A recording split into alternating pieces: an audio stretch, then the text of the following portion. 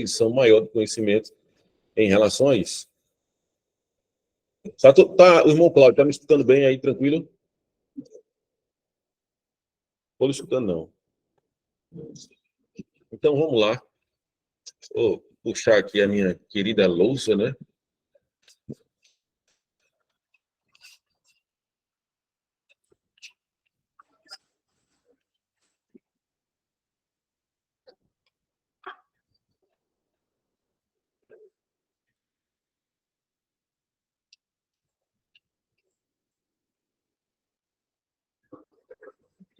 Vocês estão vendo a lousa aí?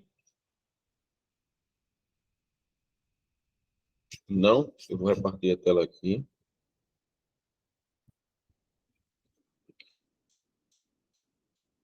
Não é uma janela, não, é uma guia, né? Enfim.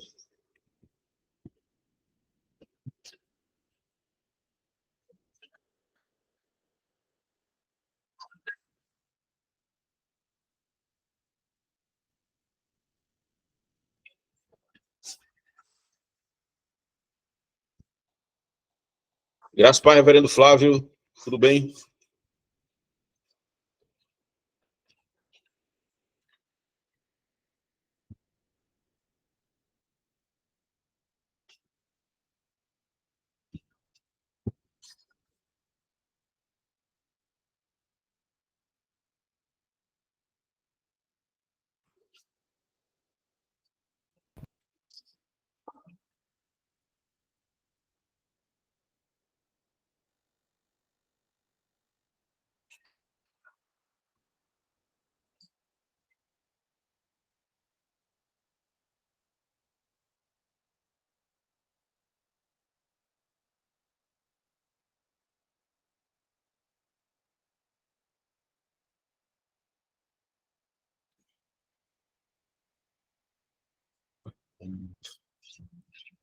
Graças a paz a todos.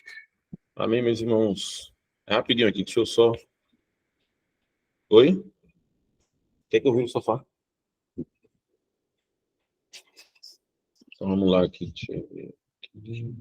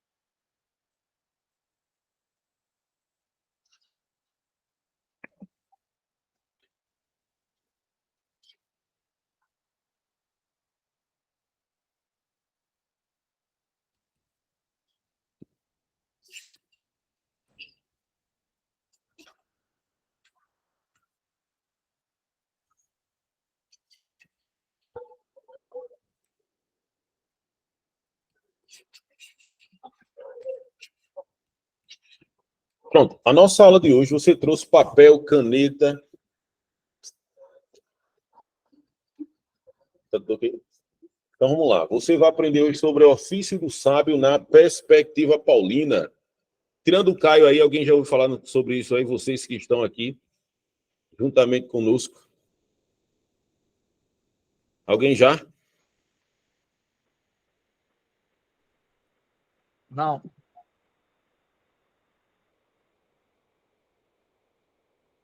Irmão Cláudio, se habilita a dizer nada não?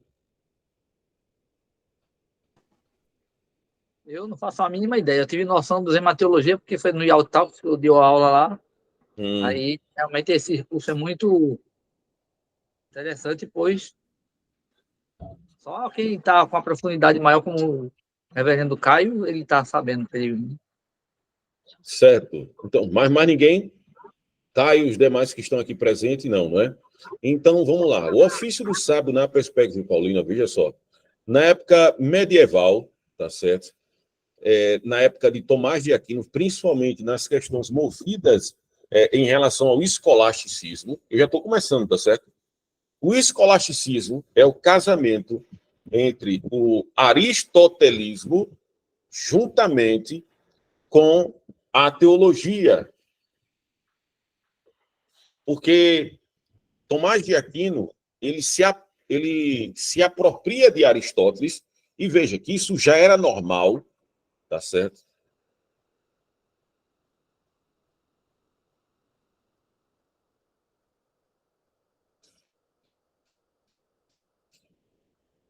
Tem outro Caio. Foi, Caio, que entrou novamente na sala, foi? Foi, professor, que eu estou usando no computador. Certo, certo. E o que é que acontece? Tomás de Aquino, ele se apropria da questão em relação ao aristotelismo, e ele faz esse casamento. Isso é algo novo dentro da teologia, professor Jades? Não, não é. O grande problema é querer colocar a filosofia ou qualquer ramificação intelectiva de estudos como sociologia, enfim, e querer miscigenar isso a ponto da teologia ficar sufocada. Como, por exemplo, a gente vê a questão da teologia da libertação. A teologia da libertação nada mais é do que um casamento entre a teologia juntamente com os dogmas, se é que eu posso falar que aquilo é dogma, né? Mas os princípios absurdos do marxismo. Isso é uma teologia da libertação que, por incrível que pareça, vem a partir de uma dialética crítica dentro do próprio judaísmo e aparece mais, principalmente na época da Segunda Guerra Mundial, e ao que tudo indica, veja, ela é criada pela KGM com o intuito de destruir a própria ortodoxia da teologia. Mas, enfim. E o que é o ofício do sábio? O ofício do sábio, essa questão do oficialato, é como Tomás de Aquino e outros se veem. Ele vai dizer, e quem faz isso, essa perspectiva, é Eldad Forment, no livro Ofício do Sábio. Só que ele não coloca na perspectiva paulina, mas em si, como um ato de louvor a Tomás de Aquino. O ofício do sábio, ele está subjugado a um axioma. Axioma é princípio. O princípio é este.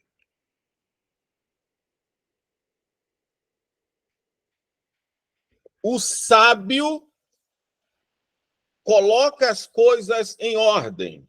Escrevam aí.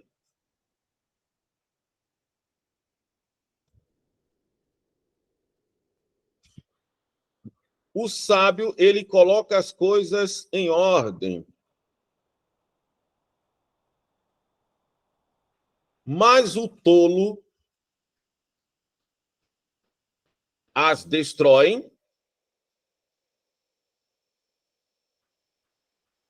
E aí nasce o caos.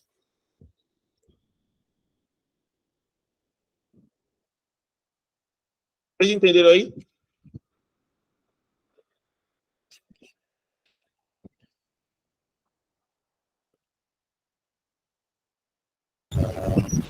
Positivo.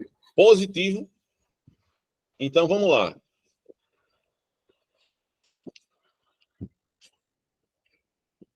Dentro desse axioma, desse provérbios, né, dentro da escolástica, por quê? O sábio, ele coloca as coisas em ordem. Porque Tomás de Aquino e mais os escolásticos, ele tem essa prospecção. Por quê? Porque a maioria dos livros que são criados e confeccionados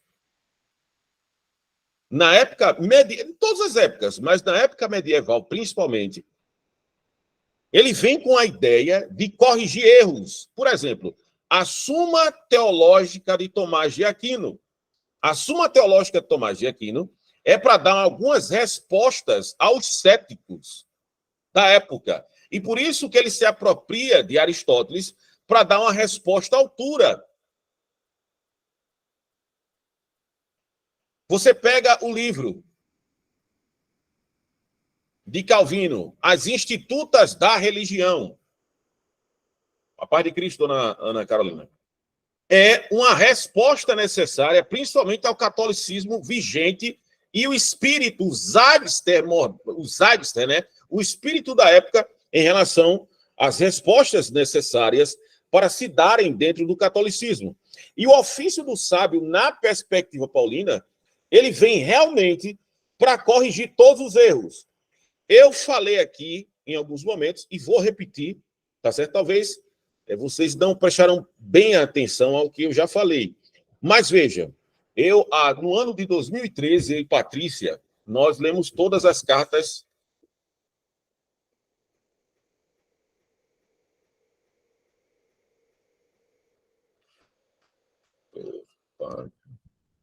Enfim, apareceu. Quem está participando aqui tem um número desconhecido aqui participando.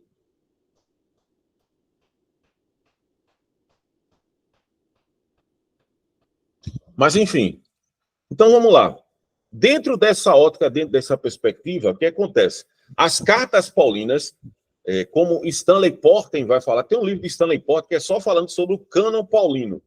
Ele vai falar que todas as cartas de Paulo são respostas necessárias às igrejas. Tanto eu quanto Patrícia, nós encontramos no ano de 2013, quando nós morávamos no Curado 1, nós conseguimos detectar algumas coisas de suma importância que o apóstolo Paulo fala, principalmente porque o apóstolo Paulo, nas cartas que ele confecciona, quem aqui estava na live? Lá que a gente fez no Instagram, a gente falou sobre a epistelografia paulina. E dentro da epistelografia paulina, tem uma coisa chamada de prescription, que é o exódio, que é a questão do cabeçalho, digamos assim, daquilo que Paulo tem nas suas cartas. E dentro dessa ótica, nessa perspectiva, o que é que acontece? Nós observamos que todas as cartas paulinas, primeiro vem o seu nome e depois vem o título. E geralmente isso vem nas 13 cartas paulinas, dentro do Corpus Paulinos, vem como um ethos, dentro de uma ética, para poder corrigir alguns erros que são necessários dentro das próprias igrejas. Então, vamos lá. O ofício do sábio, né, nessa aquisição do conhecimento, tanto Eldado Formento como Tomás de Aquino e outros, eles partem do pressuposto que todo sábio ele deve ter, para corrigir os erros, ele necessariamente, a priori, ele tem que ter uma coisa que nós chamamos do temor do Senhor.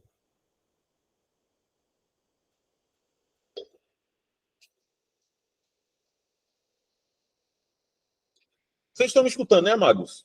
Estou achando vocês bem caladinhos hoje. Mas vamos lá. Nessa ótica, nessa visão, o que é o temor do Senhor? O temor parte da ideia da sua respeitabilidade e dessa questão da moralidade humana de acordo com aquilo que existe em relação a Deus. Tem um livro que fala sobre a questão da aquisição do verdadeiro conhecimento, que é o livro de Provérbios. O livro de Provérbios, o sine qua non desse livro, a questão epicentral desse livro, que se baseia para a aquisição de conhecimento, é Provérbios capítulo 1, verso de número 7.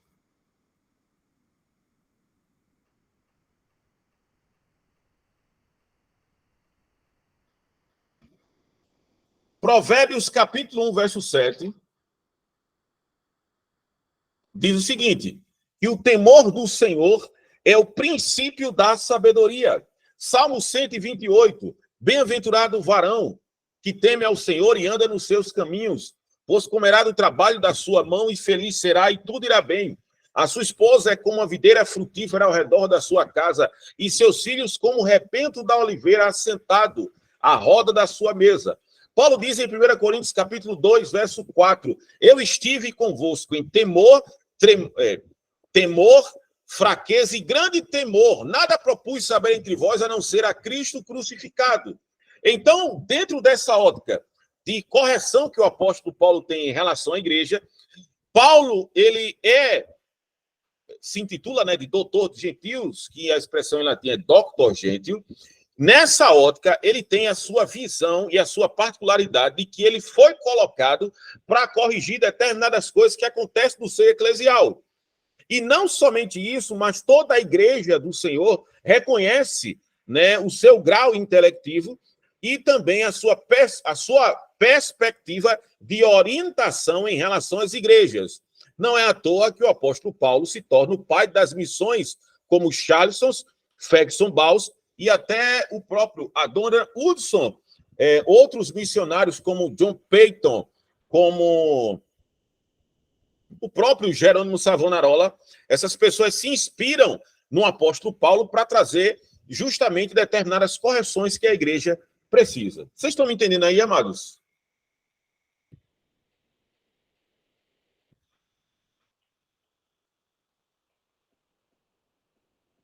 Vocês estão me entendendo? Sim. Então vamos lá. Afirmo. Certo, certo. Então vamos lá. Para que se tenha essa ideia do ofício do sábio na perspectiva paulina, eu vou escrever até aqui na lousa. Só não sei como escreve bem aqui para dar continuidade.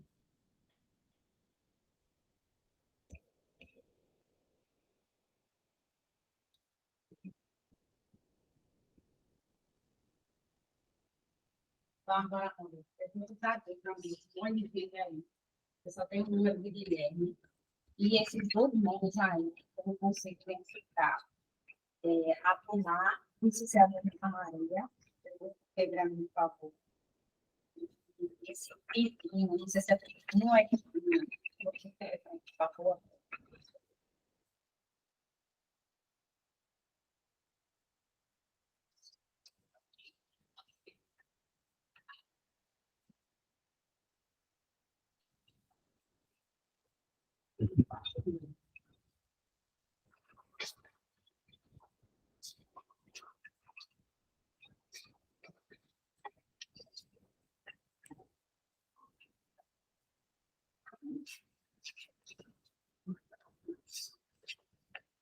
Vamos lá.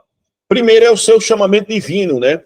Que a gente vai observando. Dentro dessa perspectiva de correção nas igrejas, Paulo ele escreveu 13 cartas. Romanos, 1 e 2 Coríntios, Gálatas, Efésios, Filipenses, Colossenses, 1 e 2 Tessalonicenses, 1 e 2 Timóteo, Tito e Filemão. Todas essas cartas, ela tem uma prerrogativa do chamamento de Paulo e que ele tem total consciência acerca disso. Veja, quando Paulo diz, lá em Romanos capítulo 1, ele vai dizer o seguinte, Paulo, servo de Cristo Jesus, chamado para ser apóstolo, separado para o evangelho de Deus. Veja, esse chamamento divino parte do pressuposto de uma consciência dada através desse chamado para a correção da igreja. No caso, Martim Lutero, ele deixa ele é citado no livro de John Theodore Miller, que é Dogmática Evangélica, que é de uma perspectiva totalmente luterana. Ele deixa 3 pontos cruciais para que a pessoa possa entender a questão do chamamento teológico. E a pergunta é o seguinte: como se faz um teólogo? Um teólogo é feito de 3 formas. Deixa eu colocar aqui.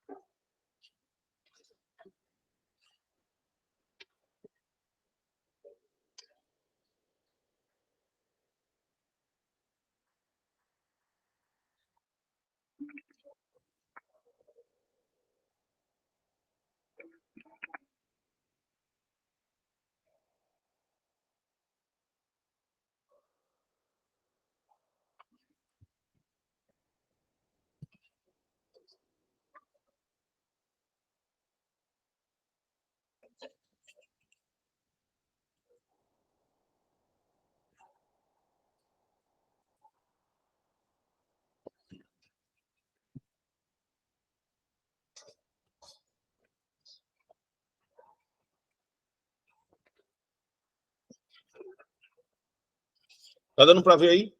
Um teólogo, ele é feito dessas 3 formas.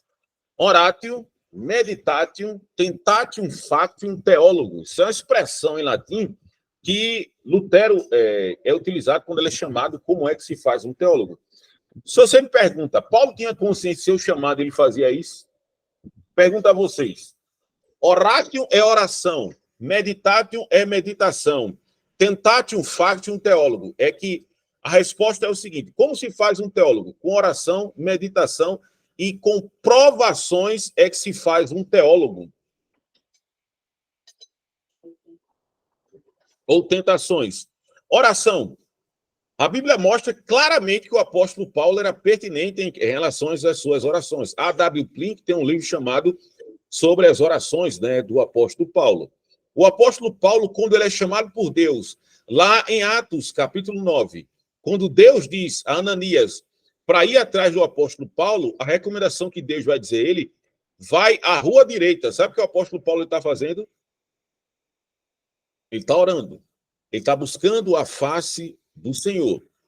Nós vemos isso dentro da sua ótica, que sempre Paulo, essa questão da oração é a apropriação, não é, das coisas celestiais em relação a Deus. Eu acredito que algumas pessoas aqui exercem a sua funcionalidade em relação a algumas questões dadas à igreja, e eu acho que você deve ter consciência que as coisas em relação a Deus são muitas vezes espinhosas. Não estou dizendo que você deve fazer essas coisas por obrigatoriedade, ou talvez, ou porque você é líder dentro de uma igreja, ou tem uma ótica.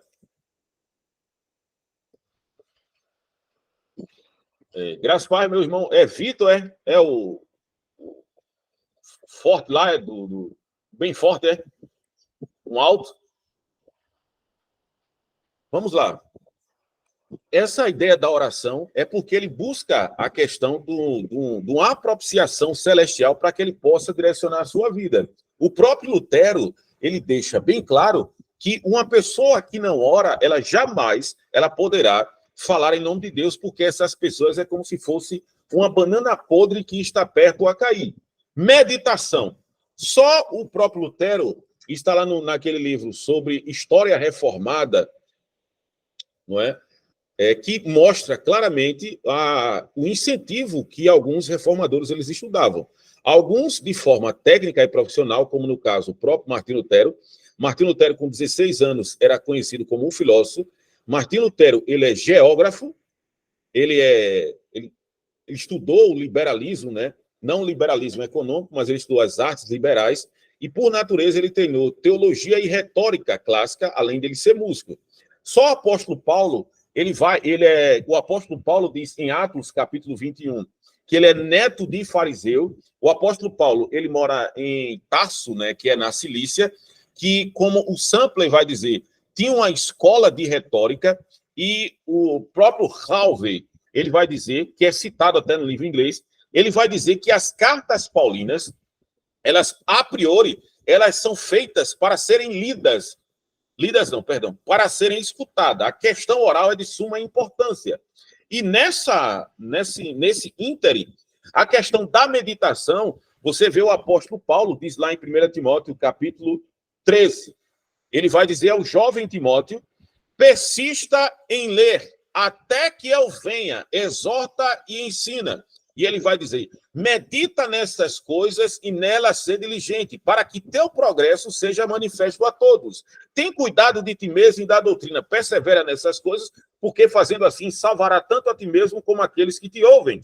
Lá em 2 Timóteo, capítulo 4, verso 13, Paulo vai dizer ao jovem Timóteo, quando fores a Troades, passa na casa de Carpo, traz os meus livros e os meus pergaminhos. O apóstolo Paulo, na antessala do martírio, ele tinha plena consciência que, mesmo assim, ele deveria meditar nas escrituras. E, principalmente, que a habilidade de Paulo com as escrituras é algo que deve ser objeto de estudo, porque o apóstolo Paulo, a maioria das suas citações, elas são feitas de cabeça. Não se tinha essas Bíblias que nós temos hoje, até aquelas Bíblias de bolso, como o Novo Testamento, que nós temos, né, que é dado pelos gideões internacionais, não falsos gideões internacionais que nós vemos por aí, mas é dado pelos gideões internacionais. Paulo, ele não tinha esse recurso. E Paulo, ele cita vários textos de cabeça, a gente pode ver isso no livro de Romanos. Romanos, capítulo 10, do verso de número 13 em diante, o apóstolo Paulo, ele faz uma coisa que nós chamamos, que é conceituado dentro da exegética do rabinato, que é a questão do Haran. Ele cita vários textos do Antigo Testamento para comprovar a questão da salvação entre os gentios e a universalidade, que não é universalismo, mas a extensão expiatória. Ele diz lá em Romanos 10:13, citando Joel 2, todo que invocar o nome do Senhor será salvo. Mas como invocarão se não crerão? Como crerão se não há quem pregue? Como pregarão se não forem enviados? Quão formosos são os pés daqueles que anunciam o evangelho? Isaías 52:17. E ele vai dizer, mas a Bíblia havia predito que nem todos dariam crédito à salvação. Isaías 53:1. E depois ele vai citar, em Romanos 10:17, que a fé vem pelo ouvir e ouvir a palavra de Deus. Isso, como é chamado pelo Harris, que tem um livro falando sobre o eco das escrituras na confecção paulina, isso é chamado de eco ou alusão do Antigo Testamento, que é o chamado Deuteronômio, capítulo 6, verso 4. E ele vai dizer também, Lutero, citado pelo John Theodore Miller, no livro Dogmática Evangélica, que é a questão do tentatio factum teólogo, né? A tentação, não é? A aprovação é que faz um teólogo. O apóstolo Paulo, ele tem uma biografia, ele é PhD em sofrimento, né? Em relação a tudo aquilo que ele passou. Filipenses 1:12, ele vai dizer, eu quero vos lembrar-vos que as aflições que aconteceram comigo serviram para maior progresso do evangelho. Porque isso é uma carta-resposta à igreja de Filipe, que preocupada com a sua situação econômica e a sua segurança, porque lá naquela época não existia a questão do serviço do INSS, como aqui se tem, e a pessoa que é preso quando ela está trabalhando, contribuinte do INSS, essa pessoa ela está chancelada pelo seu direito ao auxílio reclusão. Lá na época do apóstolo Paulo, está lá no livro do Sample, que é Paulo grego, romano e judeu, ele deixa bem claro que as pessoas ou deviam trabalhar quando estavam na prisão, ou as pessoas, parentes, famílias e pessoas próximas, deveriam sustentar essa pessoa, ou ela morria de fome dentro da própria cadeia, que o Estado não estava nem aí.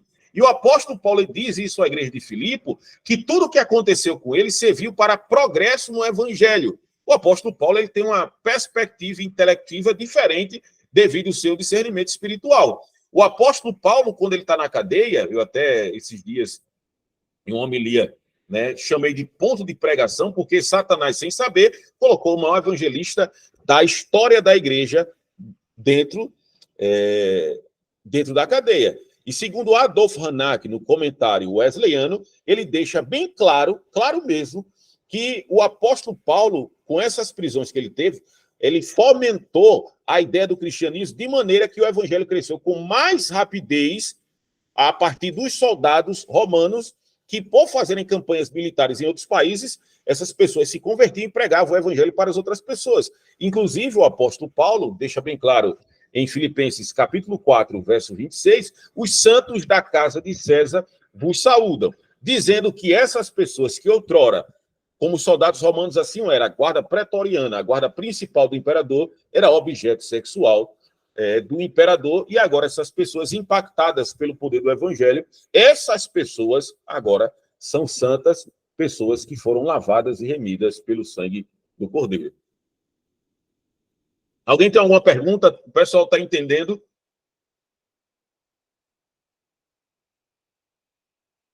Está todo mundo bem caladinho hoje, né? Deixa eu ver aqui. Acho que alguém escreveu alguma coisa aqui no chat.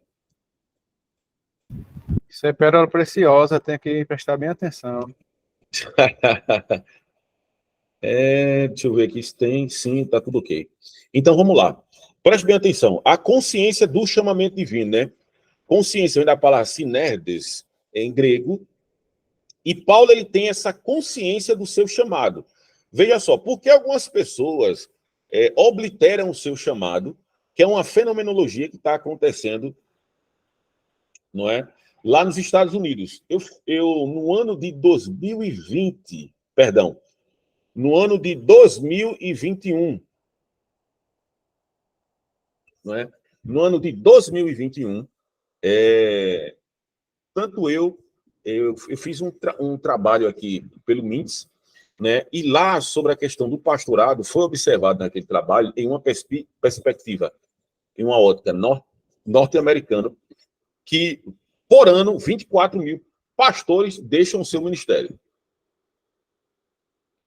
24 mil pastores entregam. E as igrejas, por incrível que pareça, são igrejas que trazem um preparo muito bem para os seus pastores. Igrejas tradicionais que prezam principalmente pelo avanço intelectivo e pela sua moralidade para chancelar uma pessoa como pastor. Veja, uma pessoa que não tenha consciência do seu chamamento divino, né, jamais ela vai poder colocar as coisas em ordem. Embora aqui a perspectiva do apóstolo Paulo, não é, em relação ao chamamento divino, difere um pouco do chamamento divino de qualquer pessoa que esteja hoje. Mas se o apóstolo Paulo ele não tivesse a sua entrega e, na prática, a sua semiatologia, ele jamais seria pastor. E eu concordo com Norman Geisler, naquele livro Eleitos Mais Livres, ele deixa uma coisa bem interessante. Ser cristão não é difícil. Ser cristão é impossível. Ser cristão é impossível. Porque você está diante de um Deus que sabe todas as coisas, que você sabe que um dos axiomas é que o salário do pecado é a morte, e ele sabe de tudo. Por isso que a salvação não é uma meritocracia. A salvação é dada, é gratuita, é graciosa, é graça de Deus. Aí o que é que acontece? A ideia do chamamento divino e essa consciência faz que Paulo ele tem uma resiliência muito grande devido a tudo que tem acontecido, inclusive naquele livro que eu coloquei lá para vocês, né, lá no grupo, que é um livro em inglês, que é a função do sofrimento em Filipo. O autor ele faz uma apropriação e mostra que dentro da patrologia, o que é a patrologia? É o estudo dos pais da igreja, principalmente nos 4 a 5 primeiros séculos. Nisso, esse livro, ele deixa bem claro, preste bem atenção, que a maioria dos mártires da igreja, como Inácio de Antioquia, que foi o 3º bispo, como diz Eusébio de Cesareia, da cidade de Antioquia, Inácio de Antioquia, todo mundo sabe, ele virou mártir da igreja. Não somente ele, mas também como o Marcos Vitório, como também Tertuliano cita ele, Origem também cita outras pessoas que se impulsionaram até a vida, que é chamada de martiriologia, devido à observação de alguns textos de Paulo, principalmente no livro de Filipenses. E por ter essa consciência do chamamento divino, essas pessoas, elas estão aptas a morrer, não somente para sofrer, mas a morrer pela questão do evangelho. Por exemplo, uma das cartas que a gente vai mostrar sobre a questão do chamamento divino é 1 Coríntios. Veja, qual é o know-how da carta aos 1 Coríntios?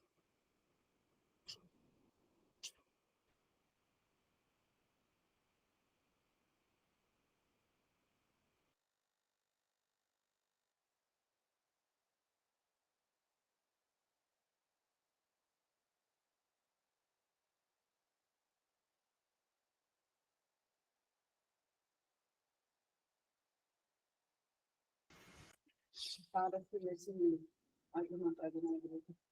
É muito saqueiro, tá aqui nessa cadeira. Ah, não, sim, sim. Mas vamos lá, preste bem atenção, meus amados. A questão do chamamento divino, ele parte disso. Todas as cartas do apóstolo Paulo, escute bem para você entender. O ofício do sábio, na perspectiva paulina, parte desse axioma. Um dos axiomas é esse. O apóstolo Paulo, ele nunca colocou o seu título, preste bem, atenção, ele nunca colocou o seu título primeiro do que o seu nome. Sempre foi Paulo Doulos, Paulus Apóstolos, Paulo Escravo, e foi a ideia do Paulus Desmios, que é citado lá em Filemon. Nenhuma dessas cartas, o título do apóstolo Paulo foi colocado na frente. Você sabe por quê? Porque Paulo sempre prezou pelo seu caráter e não pelo título. Ele sempre prezou pelo seu caráter e depois pelo título. O chamamento e a consciência do apóstolo Paulo para colocar as coisas em ordens, ele primeiro deveria se colocar em ordem, para colocar as coisas em ordem. Por isso que é essa a ideia. O tolo destrói, e aí nasce o caos. E nós vamos ver isso na carta aos Coríntios. A carta aos Coríntios, ela é bem interessante, que tem não sei se você conhece, tem um senhor, hoje ele é senhor, né? Mas Dr. William Lane Craig. Alguém aqui já viu? Fala desse camarada? Sim. Está bem em evidência agora aí nas seus doutor, escritos. Tem um livro dele que é muito bom, né? Em Guarda. Não sei se você já ouviu falar.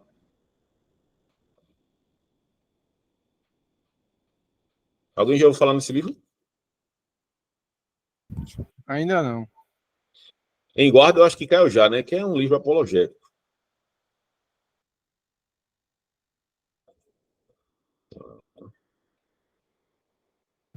Caio já deve ter lido ele todinho. Caio não perde tempo. Então vamos lá, deixa eu colocar aqui. Isso aqui, deixa eu só abrir aqui. Terminando, coloco em português.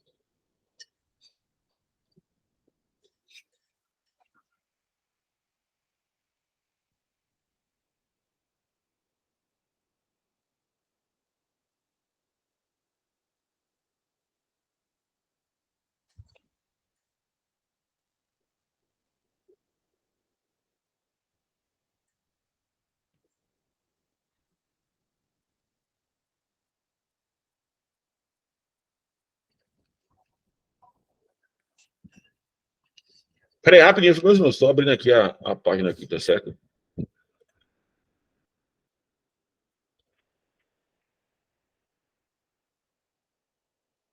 Bíblia Online.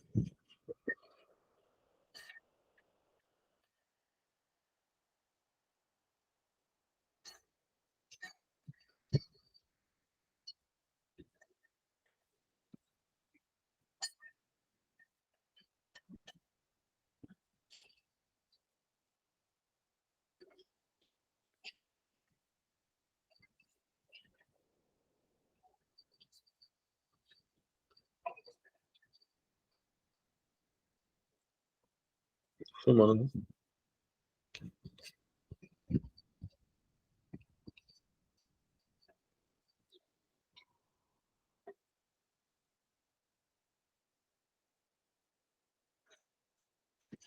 Vamos lá, deixa eu tirar aqui.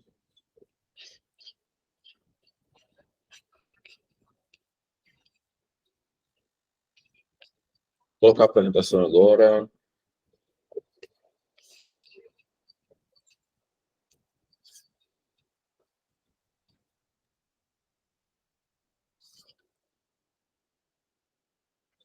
Tá dando para ver aí para vocês? Som, ok, som.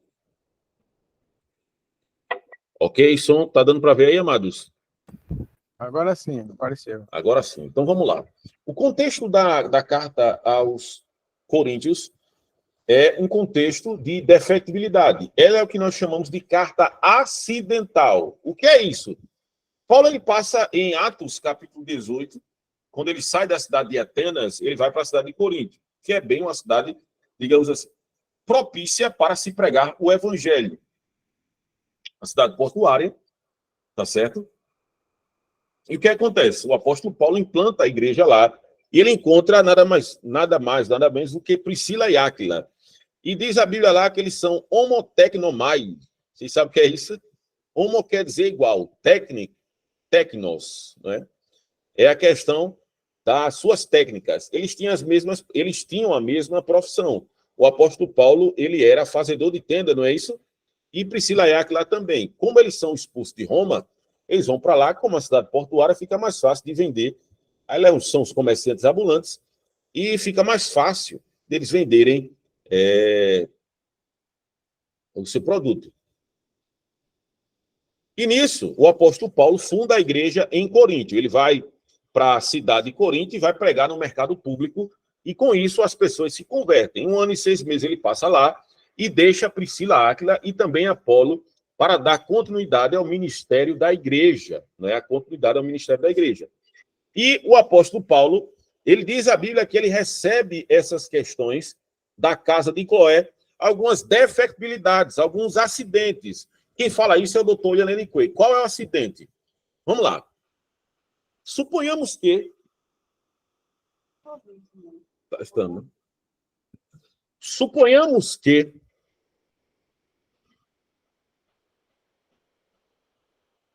o irmão Flávio, agora ele tem um Deus dá uma ideia a ele, para que ele possa fazer, né, com o pessoal da igreja, um curso. Ele é especialista ele é boleiro profissional. Ele chama os homens da igreja para fazer um curso na área de bolo. E ele passa 1 ano e 6 meses ensinando todas as técnicas necessárias para se fazer um bolo. E eu estou lá.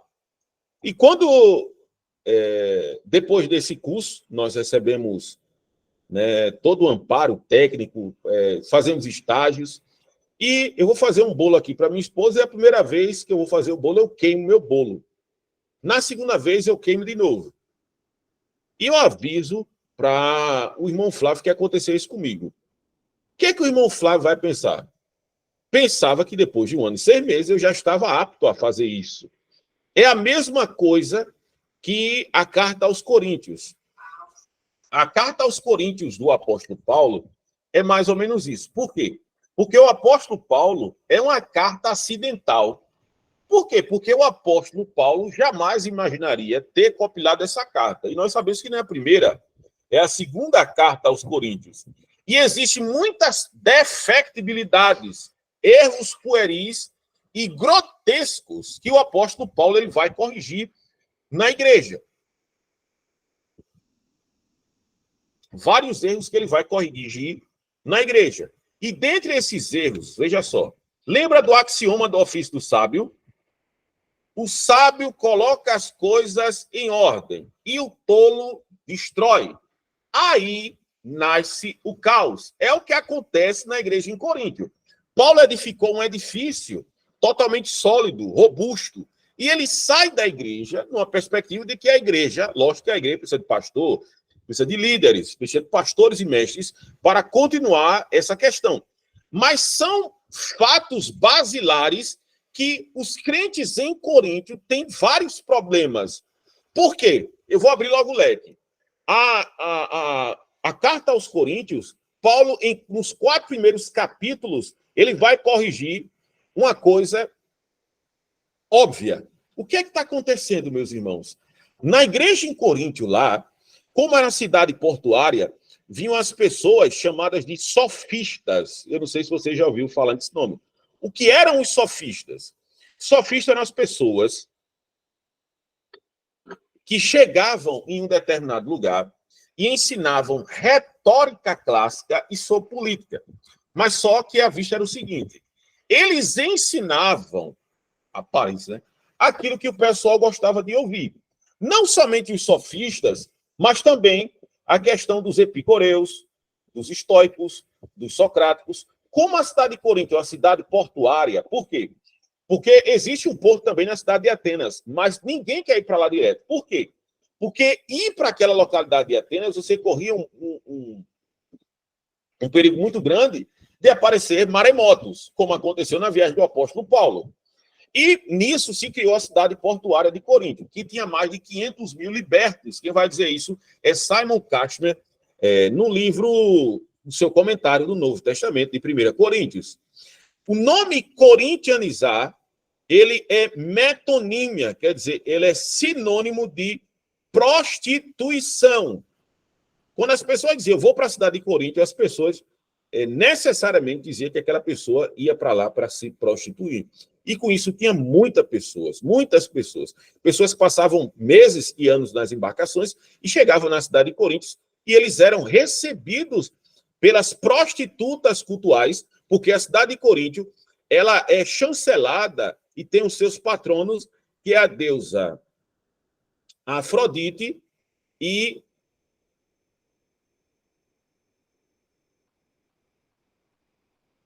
a deusa Atenas, ó, e o deus Apolo. O deus Apolo é um deus, é a ideia daquele homem homossexual, e na cosmogonia grega, a deusa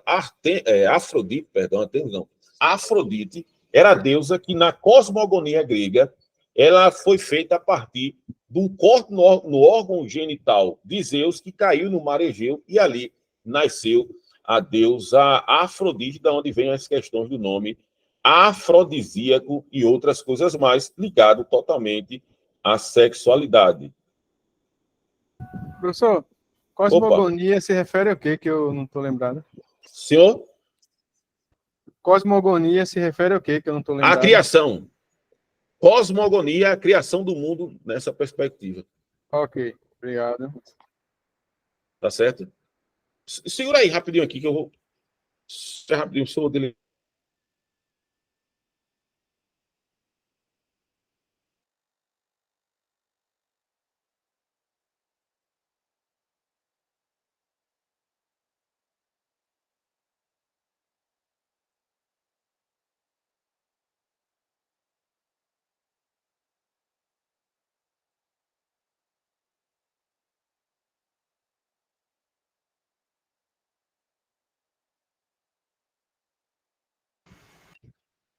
Só para fechar a câmera lá. Pronto, tá ok? Opa! Deixa eu ver se meu som... Então, vocês estão me vendo agora, estão me escutando? Então, vamos lá. E o que é o primeiro problema que nós vemos aqui, que Paulo vai corrigir, que os tolos tentaram destruir, o apóstolo Paulo, ele vai dar essa ideia de correção, não é? Nós vemos aqui. Uma das coisas bem interessantes é que o apóstolo Paulo, lá,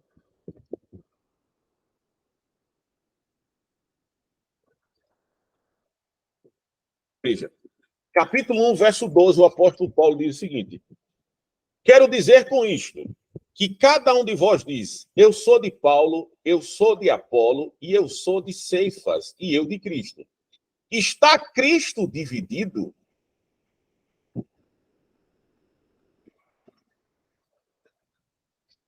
Foi Paulo crucificado por vós?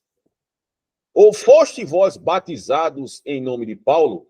Paulo aqui, nesse discurso retórico do apóstolo Paulo, ele está observando um problema seríssimo em relação à igreja na cidade de Corinto. Por quê? Na cidade de Corinto, como existiam várias ramificações filosóficas, as pessoas queriam adentrar no ser eclesial com isso, que é a questão da divisão. Porque, veja, uns diziam, eu sou de Paulo, e eu de Apolo, e eu de Cefas. Cefas é Pedro, e eu de Cristo. A pergunta que o apóstolo Paulo diz é, está Cristo dividido? Foi Paulo crucificado por vós? Por quê, meus amados irmãos? Prestem bem atenção. Com isso, uma das coisas que uma das estratagemas do diabo é querer dividir. E a igreja de Cristo, ela não pode ser dividida.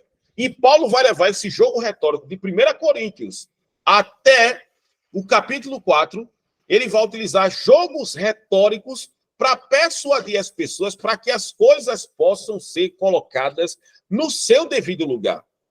Veja, Paulo vai dizer, em 1 Coríntios capítulo 2, ele vai dividir as pessoas em duas classes. No homem psique, quer dizer, o homem psique, e o homem pneumático. O homem psique é o homem natural, o homem carnal, o homem que não recebeu a iluminação do Espírito Santo. E o homem espiritual é o homem que consegue discernir todas as coisas. Por isso que Paulo disse em 1 Coríntios, capítulo 2, em diante do verso 4, ele vai dizer, eu estive convosco em fraqueza, temor e grande tremor. Nada propus saber entre vós, a não ser Cristo crucificado.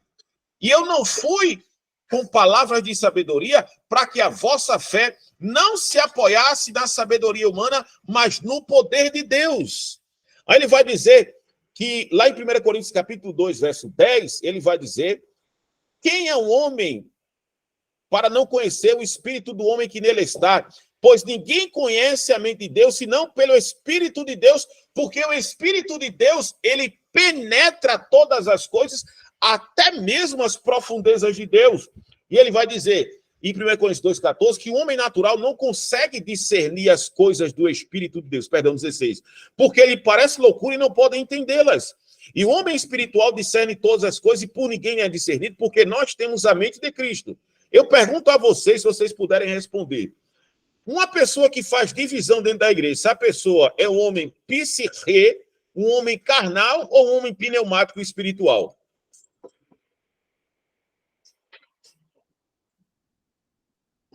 Podem responder, meus irmãos.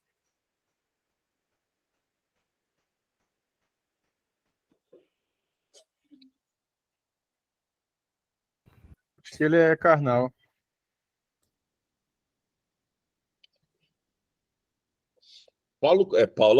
Caio colocou terra seca, homem natural. Veja, Paulo está copilando.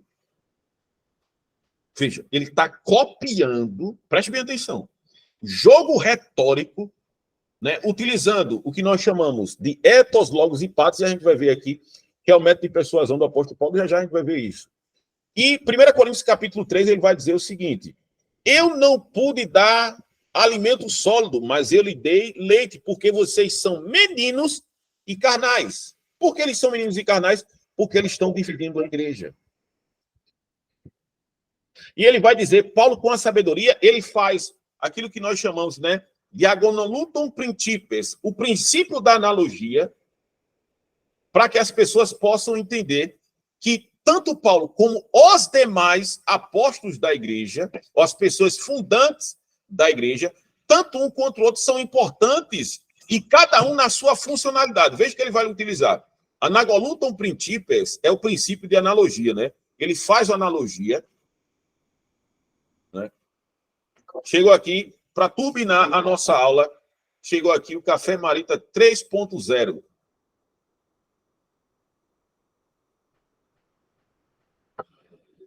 Vamos lá. Aí ele vai utilizar o princípio, tá certo? Do agricultor. 1 Coríntios 3, 5 e 6. Eu plantei, Apolo regou, mas o crescimento vem do Senhor. Nem o que planta, nem o que regam são coisa alguma. Mas Deus é que dá o crescimento. Com isso, Paulo está corrigindo o quê, meus amados irmãos? Escrevam aí. Como sábio. O que é que ele está corrigindo? O que é que ele está colocando as coisas em ordem? Ele está querendo acabar com a ideia da divisão, do racha que existe na igreja. Inclusive, quer falar, minha filha? Inclusive, o apóstolo Paulo, não é? Ele faz isso visando a unidade da igreja. Ele faz isso visando. Depois ele vai dizer, 1 Coríntios capítulo 3, verso de número 11. Ninguém pode colocar outro fundamento, ele agora está utilizando o argumento, a analogia da arquitetura. Ninguém pode colocar outro fundamento a não ser aquele que está posto, Jesus Cristo. Vocês sabem que na época do apóstolo Paulo, para se fazer qualquer edificação, principalmente dentro de um contexto judaico, era colocado uma pedra. Essa pedra, ela passava por várias questões de provações para ver se ela era apropriada em relação a...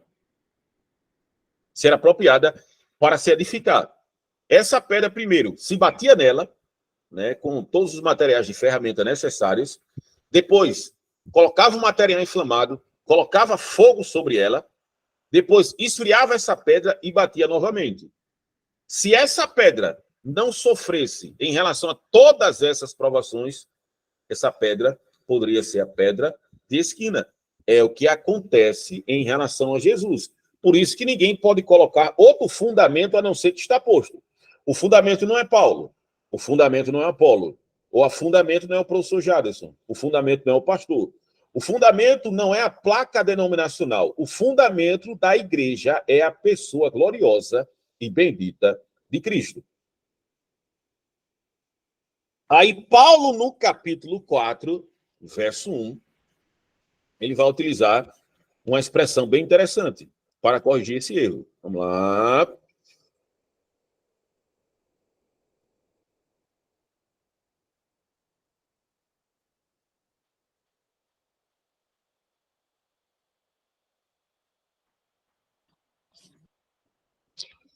Ó aqui, ó. 1 Coríntios, capítulo 4. Rutorras, mas teoré. Paz antropós, ros, ruperetas, tu Christu kai oikonomos, tom, mysterion tu teu. Que os homens nos considerem como ministro de Cristo e dispenseiros dos mistérios de Deus. Requer-se, além disso, que o dispenseiro, oikonomo, seja achado fiel. Continuando com essa perspectiva da analogia, o que é que o apóstolo Paulo está corrigindo em 1 Coríntios capítulo 4? Qual a figura que ele utiliza? Segura essa tela aí que eu vou mostrar um negócio aqui para você. O que é que Paulo está utilizando? A palavra ripereta, não é isso?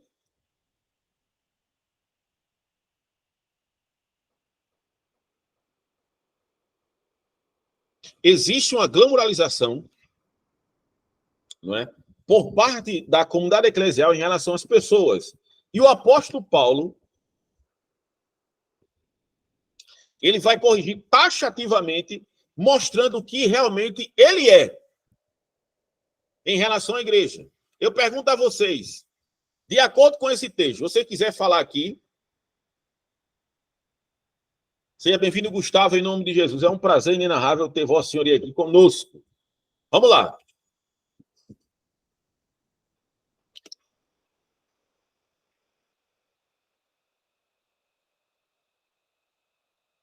De acordo com esse texto aí, meus amados irmãos, vocês podem participar. O que é um ministro de Cristo?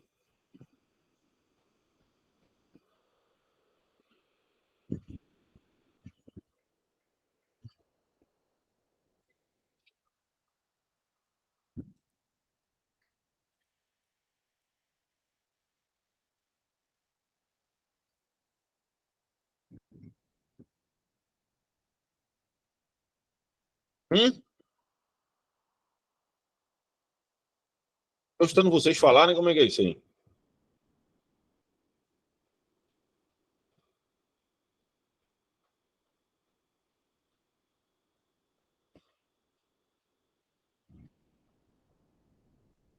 Opa, cadê vocês, meus irmãos? Era um escravo do mais baixo nível. Que era uma pessoa, um servo que era condenado à morte. E ficava, muito bem, Caio, e ficava nas galeias romanas, lá embaixo, nas galeias romanas, tá certo?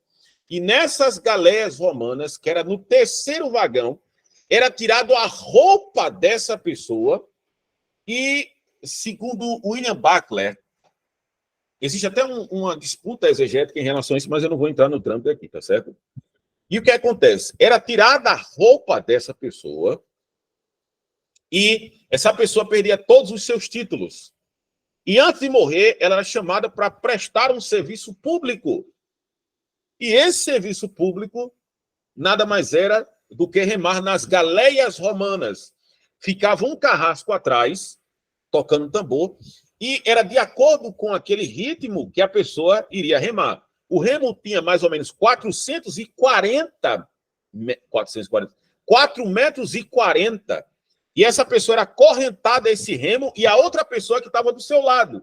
Veja, enquanto as pessoas da igreja estão querendo glamoralizar o apóstolo Paulo, colocando ele no pedestal, ele faz o que é chamado de retórica reversa.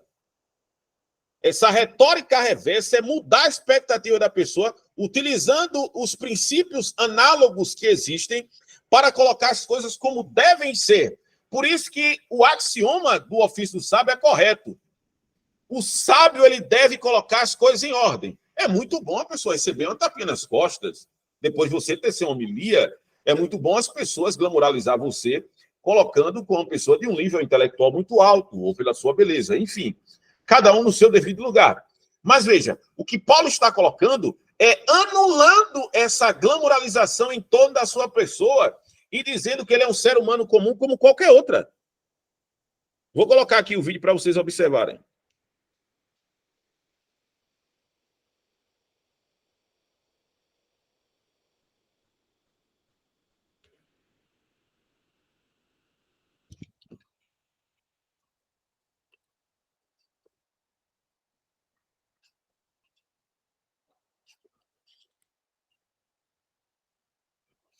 Mestre, sim.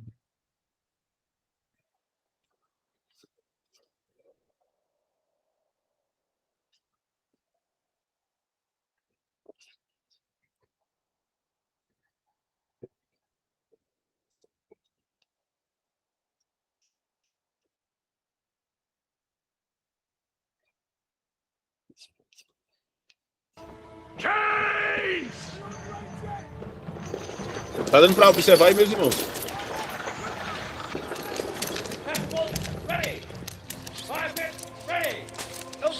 Tá, sim. We should do something. We should do something. You should.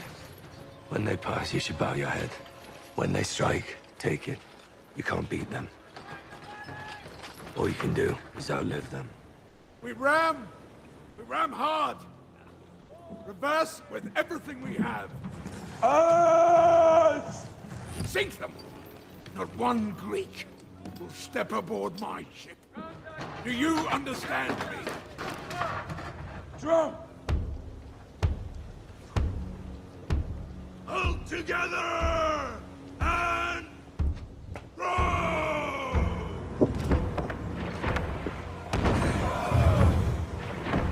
Got a belt? Fireballs! Let us make this a glorious day for Rome! Battle speed! Battle speed! March it down!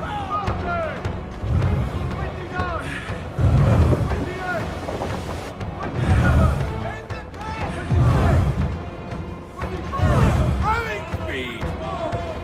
Ramming speed!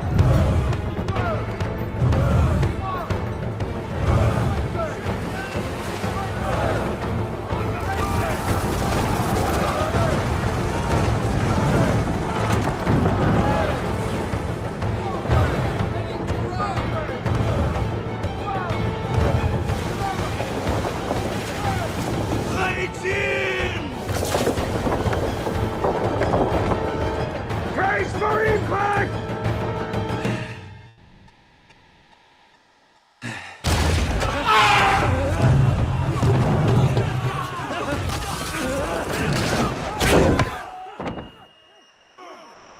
Where's the drum? Reverse!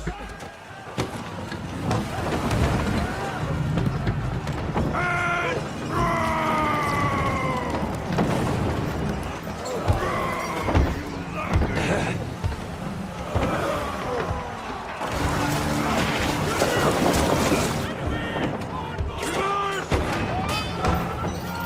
Reverse! Reverse on my count!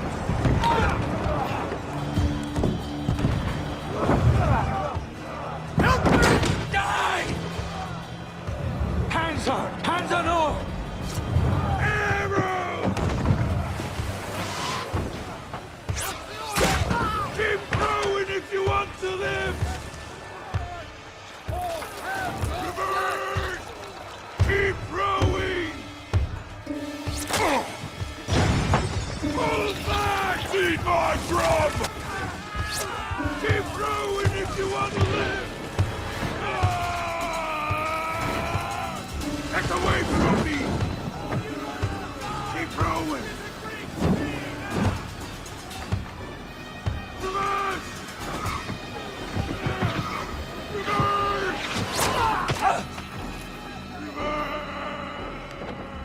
We need to keep moving. We need to keep moving! Everyone, listen to me! We need to keep moving! If we stay idle, we all die! Hands on oars! Hands on oars! On my count! And row! And row! Together! And row! And row!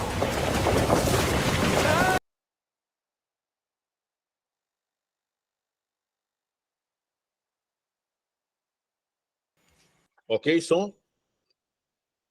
Deu a perceber aí o que o apóstolo Paulo falou, ensinou a igreja em relação a esse princípio da analogia? Ok. e veja como são as coisas quando existe uma exegese, né, que você se aproprie dela e as questões de erro. Vou fazer uma pergunta a vocês, meus amados. Vocês acreditam que um pastor, olhando por essa ótica do que Paulo tem em relação às questões ministeriais, você acha que um pastor deveria ser rico? Eu não estou falando ser rico, qualquer um pode ser. Mas em relação do seu próprio ministério ser rico como pastor de uma igreja, sejam sinceros. Sejam sinceros, por favor.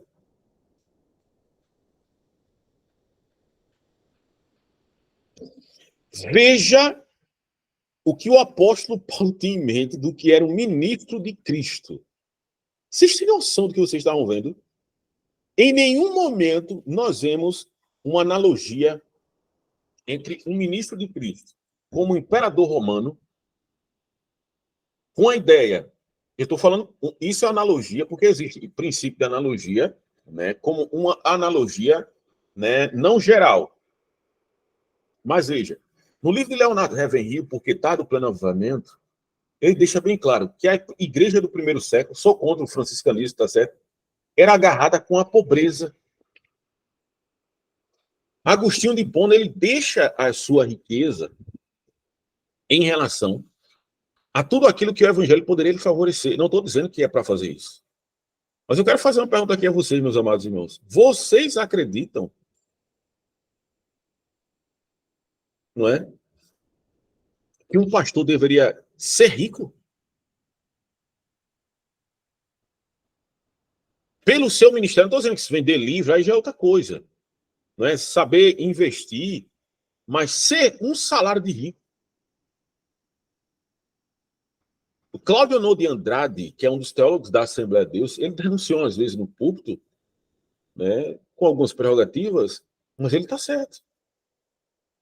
Pastores que andam com carro de quase R$1 milhão, R$100 mil, R$200 mil, enquanto obreiros deles, que não ganham um centavo, que vão para a igreja de bicicleta.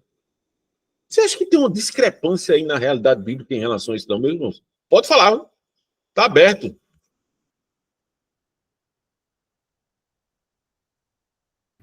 Não pode nem tirar uma saídazinha para pagar a passagem. É o quê, irmão Flávio? Não pode nem tirar uma saídazinha lá para pagar a passagem para ir de volta para casa. Eu não entendi. A saídazinha é o que isso aí, mas diga aí. Dinheiro, né? Quando você vai atender um trabalho, cumprir uma escala, antigamente você ia, aí na saída, quando terminava o culto, você tirava o valor da sua passagem para você pagar o ônibus para vir de volta para casa no final do culto. Aí assinava no talãozinho lá e vinha embora. E era justificado lá no financeiro. Agora não pode, não. Entendeu? Se vire para ir e voltar. Meus irmãos, nós estamos vivendo um momento, né, totalmente de crise identitária, principalmente porque se corrige a partir de uma questão relacionada a uma exegese profícua. Né? Dessas coisas, isso é um problema que Paulo está corrigindo. E veja, ele diz o seguinte, ele usa duas figuras. Uma é a figura do ripereta em grego. A expressão correta em grego aí é riperita, tá certo? A expressão correta é riperita. E ele utiliza a figura do dispenseiro. O dispenseiro é da onde se origina a palavra economia, né? Porque em grego é oikonomos, oikokasa, nomos, lei. Lei das casas. Como era isso? O senhor de uma casa contratava uma pessoa para ele ser dispenseiro, o chefe da casa. E ele tinha, uma das questões que Paulo está dizendo, a obrigatoriedade que ele se dá é em relação a dispensar a comida de forma correta, de acordo com a idade das pessoas e as necessidades das pessoas. Ele não poderia alterar, tá certo? A questão alimentícia de ninguém, ele tinha que dar comida de acordo com aquilo que o Senhor tinha direcionado para fazer. E Paulo fala isso como oikonomos. Por quê? Porque Paulo nada mais é do que uma pessoa que está fazendo um serviço que foi designado para fazer. E ele não pode entregar uma comida diferente da qual o seu Senhor designou, assim como fez Pedro e Apolo. Paulo é só um simples dispenseiro. Ele está mostrando a verdade do evangelho, principalmente pela sua salutar sapiencialidade que ele está demonstrando dentro da igreja, confeccionando essa carta. E o interessante é que ele diz que o dispenseiro, não é isso que ele vai dizer. O dispenseiro, né, é castos, pistos. Ele tem que ser encontrado fiel. Deixa eu corrigir outras coisas, né? Paulo está corrigindo e a gente está utilizando das questões, das análises, né, literárias do apóstolo Paulo. Deixa eu dizer uma coisa aqui para vocês. Veja. Deus chamou você para ganhar almas, sim ou não? Sim. Sim, mas outras pessoas? Sim. E se eu disser para você que não?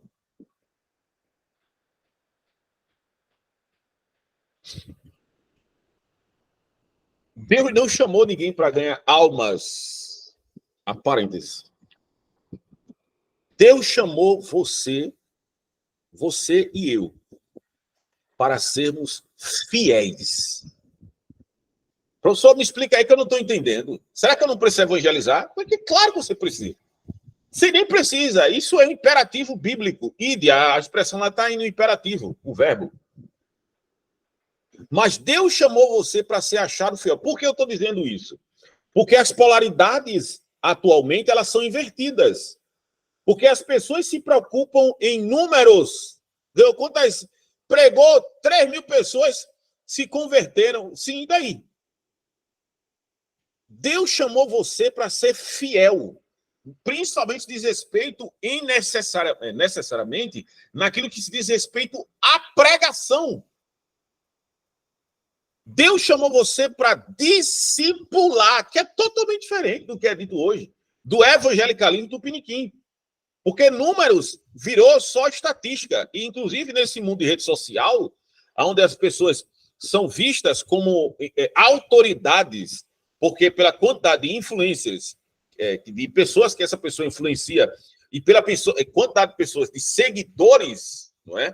De adeptos, isso não quer dizer nada. Aquela menina do iPhone lá, não é? Que ficou conhecida, Vitória Souza, tem 3 milhões de pessoas que seguem aquele desastre intelectual, aquela pessoa que está favorecendo o diabo. Nada mais do que isso. Desculpa a expressão, se tem alguém aqui que gosta, né, dessa pessoa. Eu gosto como irmão em Cristo, né, se é que eu posso dizer assim. Mas em relação àquilo que é dito, é zero. É total. É pregação, coach e outras coisas mais, né? E outras coisas mais. Mas, enfim, vocês estão entendendo onde eu quero chegar? Paulo se utiliza de várias coisas para corrigir alguns problemas da igreja. Vamos, outro. 1 Coríntios capítulo 5. Qual o problema, meus amados irmãos, que existe em 1 Coríntios capítulo 5? Problemas intercambiáveis em relação à prostituição.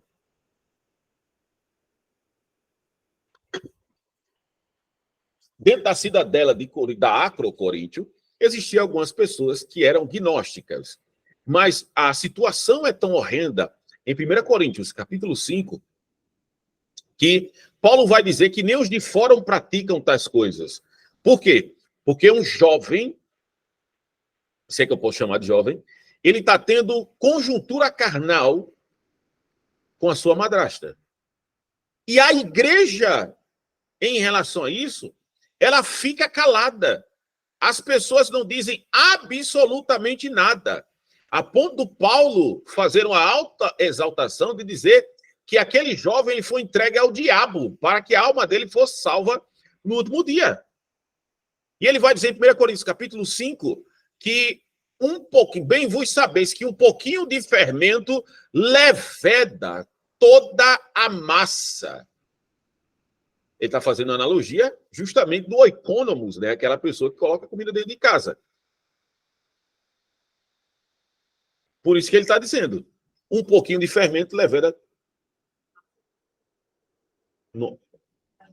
Ah, sim, meu esposo está dizendo, o fermento ele faz a massa inchar, crescer. Quer dizer, esse problema, né, que Paulo joga como se fosse um fermento, embora que sendo pouco, parece que ninguém vê, né? O fermento quase ninguém vê.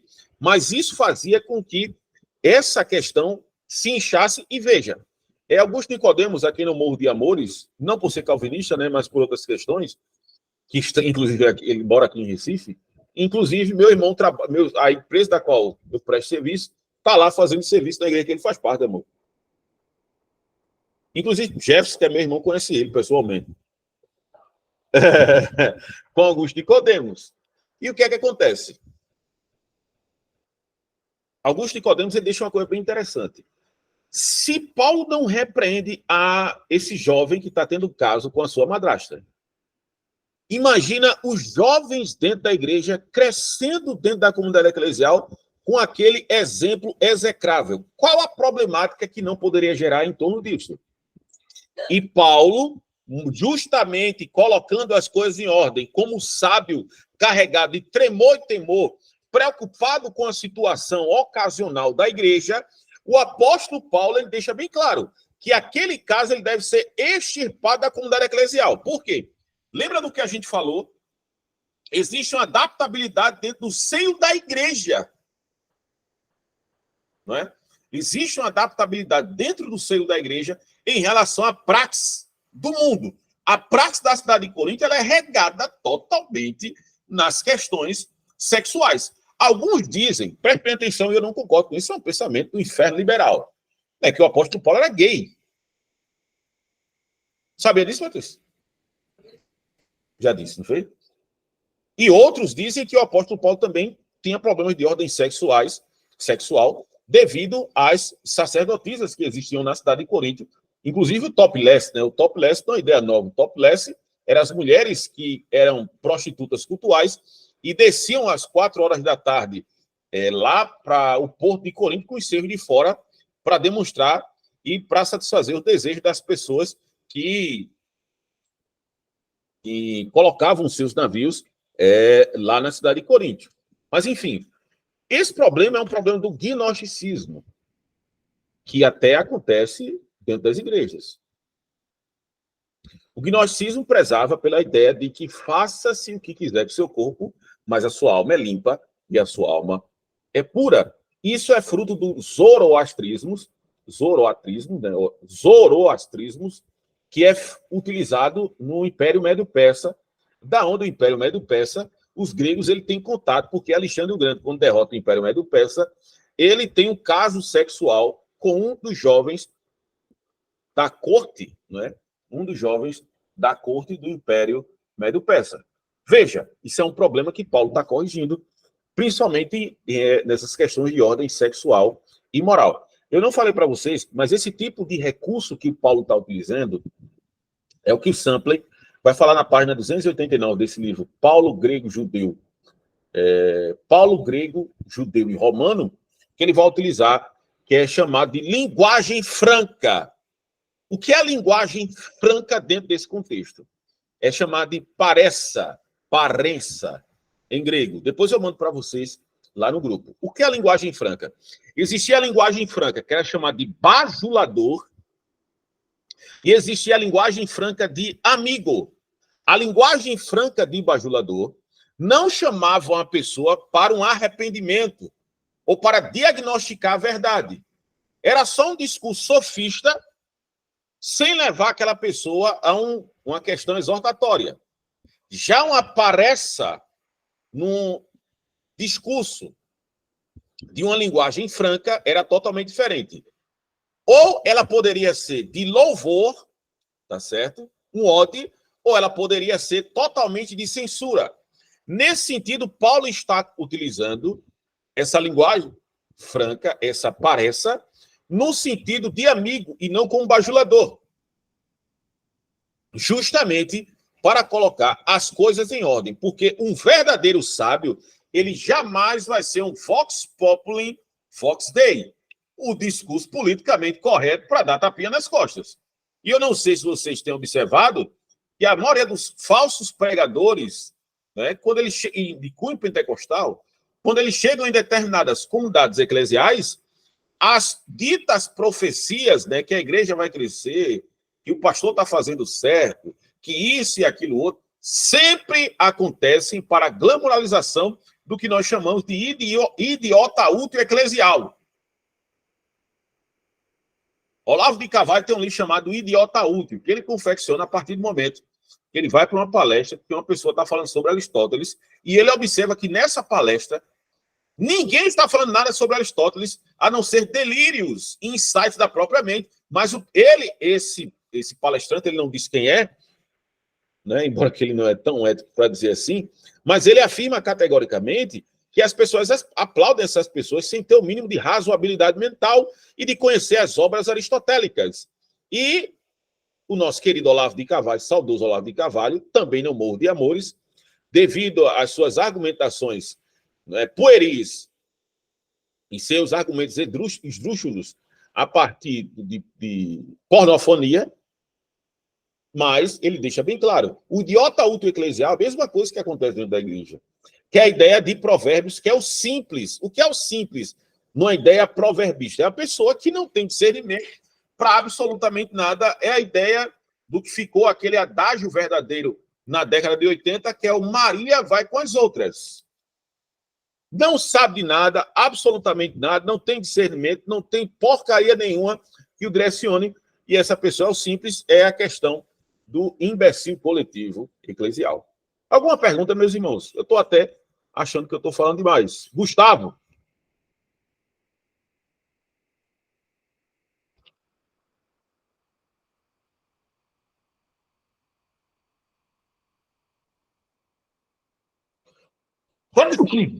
Perdão, meus irmãos. Alguém quer falar alguma coisa? Caio? Estou vendo vocês bem caladinhos hoje. Meu irmão, eu estou até preocupado, né? Estou falando os impropérios.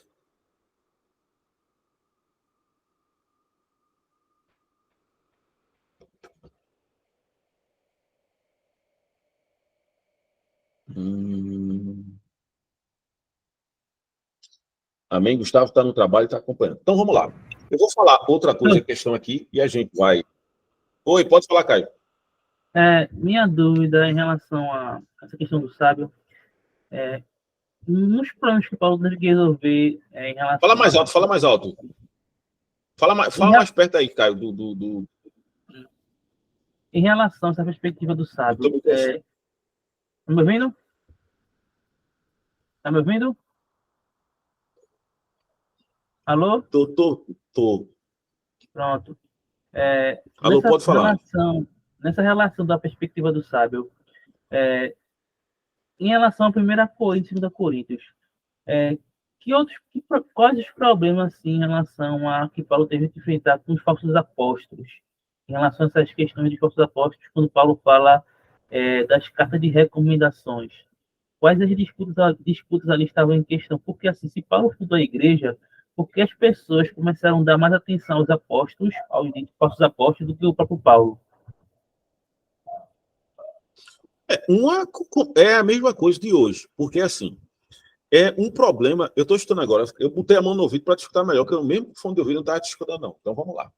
A questão dos falsos apóstolos é que os falsos apóstolos, uma era a questão da circuncisão. Fato. Por isso que Paulo vai dizer em 1 Coríntios, capítulo 7, que cada um fique naquele que Deus chamou. Existe até uma recuperação. Existia na época uma recuperação, tá? Que você era circunciso, poderia fazer recuperação, né? E voltar a não ter o brilho pilar, que é no órgão genital. Não sei se vocês sabiam disso. Está lá no livro, tá certo? Se eu não estou enganado, é o Mente de Paulo. Naquele livro Mente de Paulo, do William Bach, que você colocou no livro, eu já tinha ele, tá certo? Só não tem aquela edição que você colocou. Ele fala sobre isso. Por isso que Paulo vai dizer o seguinte, que cada um fique naquilo que Deus chamou. Se é circunciso, permaneça circunciso. Se é incircunciso, que permaneça incircunciso. O falso apóstolo, ele tem um discurso aprazível para as pessoas. Um discurso que nós acabamos de falar. E os falsos apóstolos, não só por causa disso, eles sempre atacaram o ministério de Paulo, não só aí, mas em Gálatas, dizendo o seguinte, ora, se Paulo dá uma mensagem dessas, e Paulo não tem autoridade como apóstolo, veja, logo a sua mensagem é o quê? Mentirosa. Se a sua mensagem, se ele não é apóstolo, logo o que ele fala não vale de absolutamente nada, porque ele já está mentindo. Se ele está mentindo, a possibilidade dele também estar mentindo em relação à sua mensagem é muito grande, e por isso se anula as questões de Paulo. Por isso que em 1 Coríntios capítulo 15, Paulo vai trazer essa ideia da sua veracidade apostólica, lembra? Que ele vai dizer, eu não sou digno de ser chamado apóstolo, porque eu fui perseguidor da igreja. Mas pela graça de Deus, eu sou o que sou e trabalhei mais do que todos os apóstolos. Não eu, mas a graça de Deus que estava comigo. E a mesma coisa Paulo vai dizer em Gálatas, capítulo 2, verso 8, que aquele que operou eficazmente na vida de Pedro também operou sobre a minha vida. E essa questão do ofício do sábio, do tratamento que o apóstolo Paulo está, de defender o seu apostolado, isso é plausível, porque assim, se Paulo, infelizmente, ele tem que defender. Se ele não defendesse o seu apostolado, muitas pessoas poderiam cair no erro crasso daqueles falsos apóstolos e não considerar o apóstolo Paulo como ministro de Cristo. Está entendendo aí, Caio?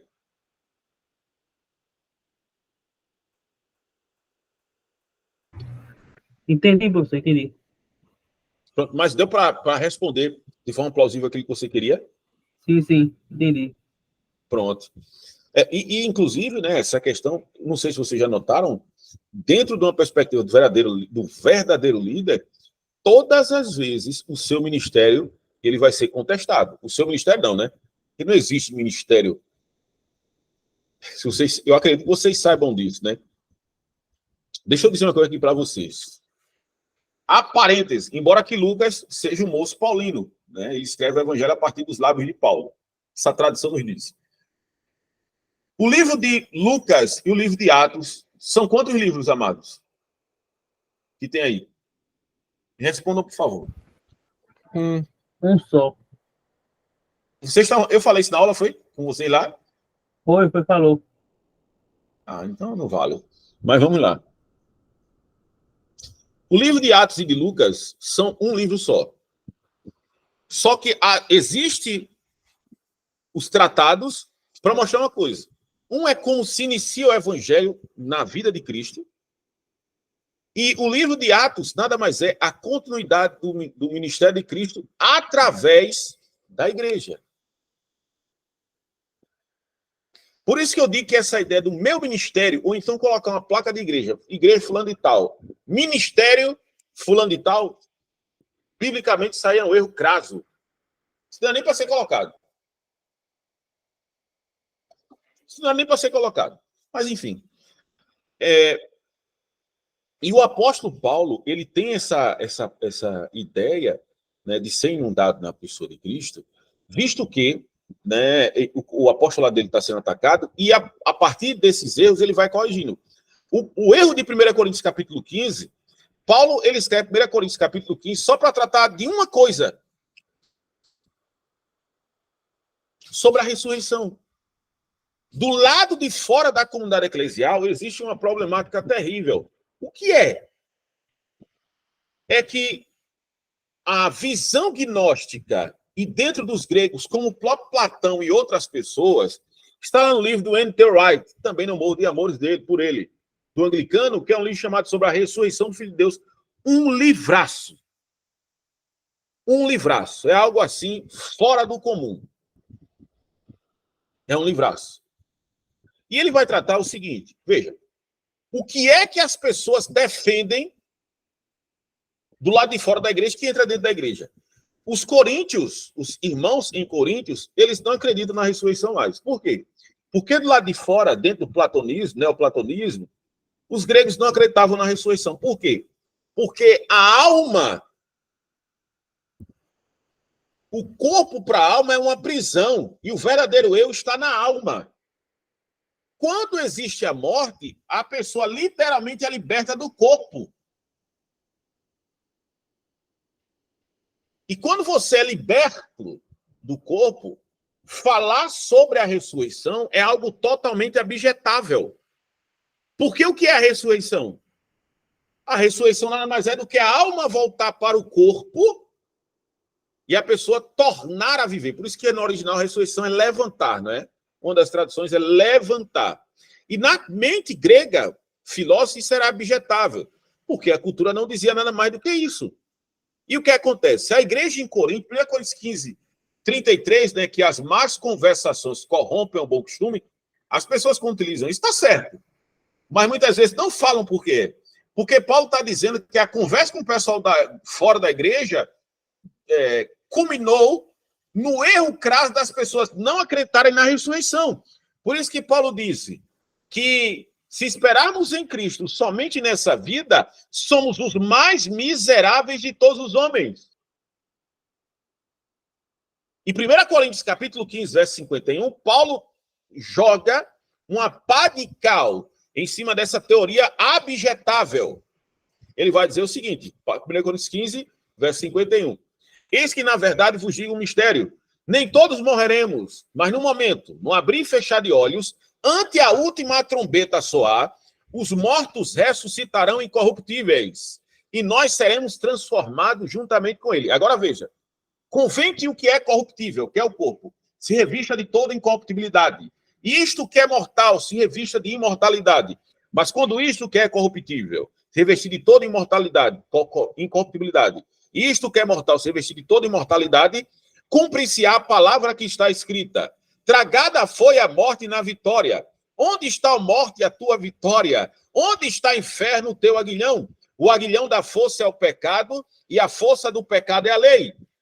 Mas graças a Deus que nos dá a vitória por Jesus Cristo, nosso Senhor. Portanto, meus amados e queridos irmãos, sede firmes e constantes e sempre abundantes na obra do Senhor, sabendo que o vosso trabalho não é vão. Outro texto citado de forma errada, não é isso? Que as pessoas destroem. Você tem que fazer a obra do Senhor porque o seu trabalho não é vão, como se fosse um galardão no horizonte imediato, numa perspectiva totalmente materialista. Mas o trabalho não é vão é uma questão metafísica, é transcendente, é a ideia da ressurreição, que é a transformação desse corpo que está num ato defectivo contínuo, é um estado de putrefação total, e que no momento da ressurreição ou na volta de Cristo, nós teremos o corpo totalmente glorificado e totalmente transformado. Por isso que nós devemos ser firmes e constantes e sempre abundantes na obra do Senhor, sabendo que o vosso trabalho não é vão. Deu para entender aí, meus amados irmãos? Sim ou não? Com certeza, professor, com certeza. Veja que é algo assim objetável, né? Sobre essas questões, né, da ressurreição. Porque, veja o que é intercambiável. Quando você distorce o texto, esse erro crasso de distorção textual é algo que pode ser terrível. Eu estava conversando com o pai, foi minha filha, quem estava conversando foi do curso que a gente fez, e a mulher interpretou um texto totalmente errado, não foi isso? Foi ontem. Foi sobre a questão que ela falou que a gente viu hoje, foi o quê? Do abuso emocional, não foi? Dependência emocional, a mulher fala sobre abuso emocional. E a mulher citou vários textos que não tinham nada a ver em relação a isso. Embora, né, a intenção dela foi boa, mas ela distorceu vários textos para que pudesse chegar a uma verdade. E vocês, eu tenho uma boa notícia para dizer para vocês, né? Vocês estão nesse curso aqui, ou qualquer outro curso que vocês estão fazendo ou estudando a Bíblia, é justamente para consertar o mal-estar hermenêutico que foi criado dentro da igreja. Eu vou fazer uma pergunta aqui a vocês. Qual foi a última vez que vocês pregaram, vocês escutaram uma pregação sobre a ressurreição?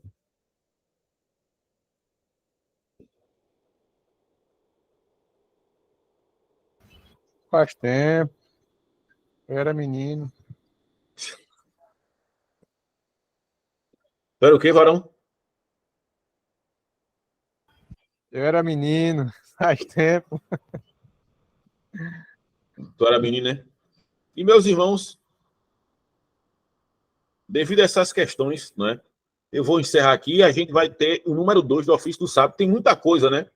Só na outra aula eu botei 8 coisas, ou 7 coisas em relação ao ofício do sábio. Tá certo? E a gente vai